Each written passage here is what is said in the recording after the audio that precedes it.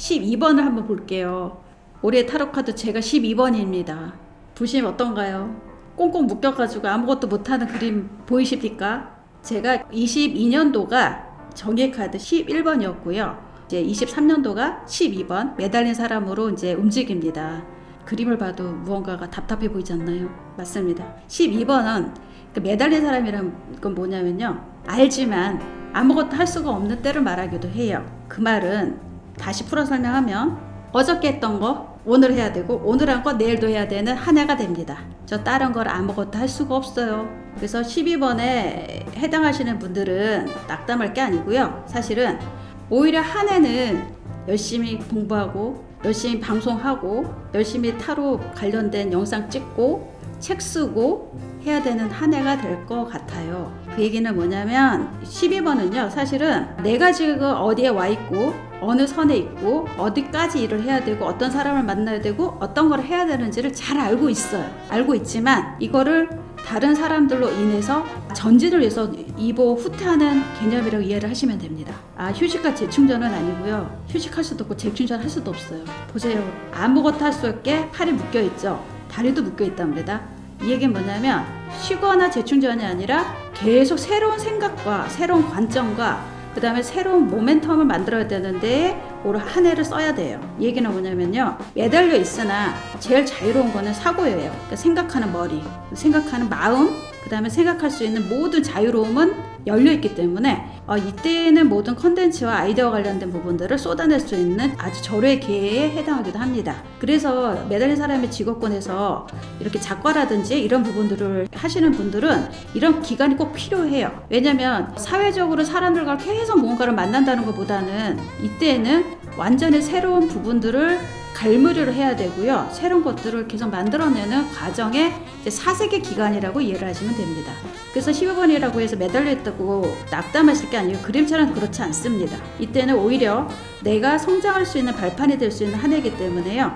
12번에 해당하시는 분들 내년 23년도 그 기간을 아주 유용하게 쓰시기를 저는 부탁드립니다. 저도 내년은 이렇게 열심히 새로운 관점과 새로운 아이디어와 새로운 컨텐츠 이런 부분들을 이제 생각하는 한 해로 잡고 이제 준비를 하고 있습니다. 꼭 다칠 것 같지만 다치지 않는 게 12번이에요. 그리고 13번. 이 그림은 더 무섭게 보이지 않나요? 13번은요 딱 보면은 데스카드예요. 죽음이라고 하는 부분이 있고요. 지금 죽음의 기사가 깃발을 들고 지금 교황과 이렇게 같이 있는 그림이 보이는데요. 13번 이거는 엄청난 변화를 맞이할 수 있는 카드예요. 13번에 나왔을 땐 어떤 일이 벌어지냐면요. 내가 해왔던 것들이 정리정돈이 확실하게 되는 때가 됩니다. 사람관계가 문제가 있었다면 그 문제가 해결이 될 거고요. 집이 안 팔리거나 아니면 애를 먹였다? 이 부분도 해결이 나는 게 내년 23년도 13번에 해당하시는 분들이 해당을 하면 봅니다. 그리고 13번의 그 데스는요.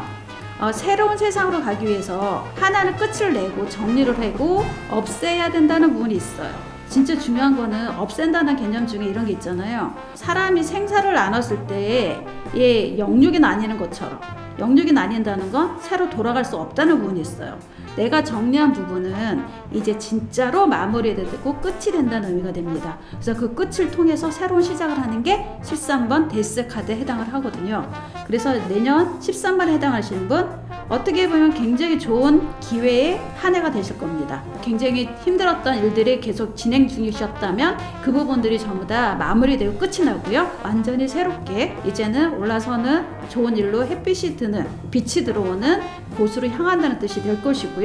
만약 그동안의 상황들이 너무 좋게 잘 유지되고 오셨다고 하시는 분들은 이 부분을 조금 더 구체화시키는 작업으로 데스카드 그렇게 작용을 하게 될 거거든요.